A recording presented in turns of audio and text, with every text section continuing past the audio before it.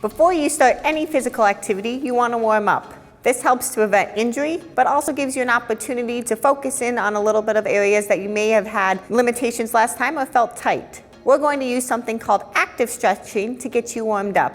Today we've created a stream of exercises that won't take you too long and will help warm up and help you stretch at the same time.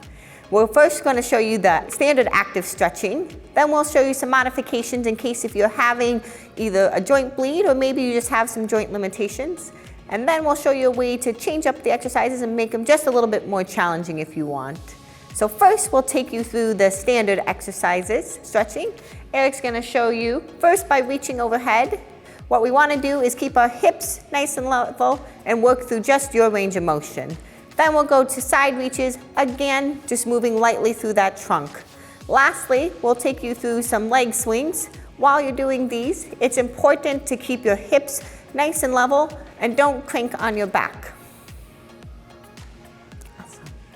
Next, we're going to show you how to modify these in case if you do have some joint limitations, particularly if balance is an issue or maybe you have some issues with your lower extremities. So what we'll do is have you just sit. And instead now, we're going to reach up and over to our side while sitting. Again, you want to keep your hips on the chair, not pulling through those hips. Then you're going to move to go through the side.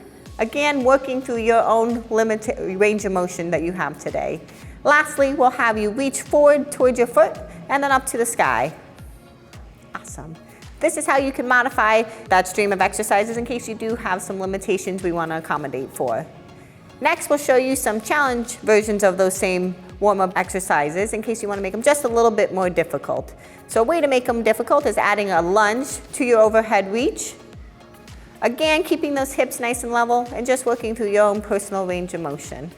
Next, we'll have you add a squat to your trunk rotation. This not only warms up your hips a little bit more, but it's still warming up your trunk at the same time. Lastly, you can add that same squat to your overhead side reaches as well. Awesome. Thank you, Eric. As you can see, warming up doesn't take long at all, and you can warm up and stretch at the same time. This is a great way to assess places where you might be a little bit more tight, but make sure to move within your own personal range of motion. We hope you take a little bit of time to warm up before starting your exercise routine.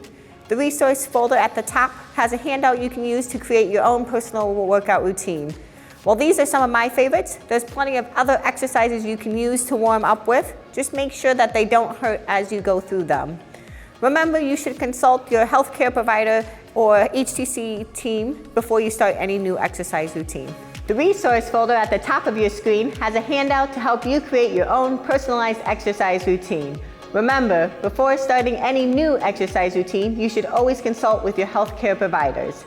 If you have any pain during the completion of these exercises, please stop and reconsider doing those exercises for today. And if you have soreness following the completion of these exercises, refer back to part 1 and 2 on what is appropriate levels of soreness. Thanks for watching.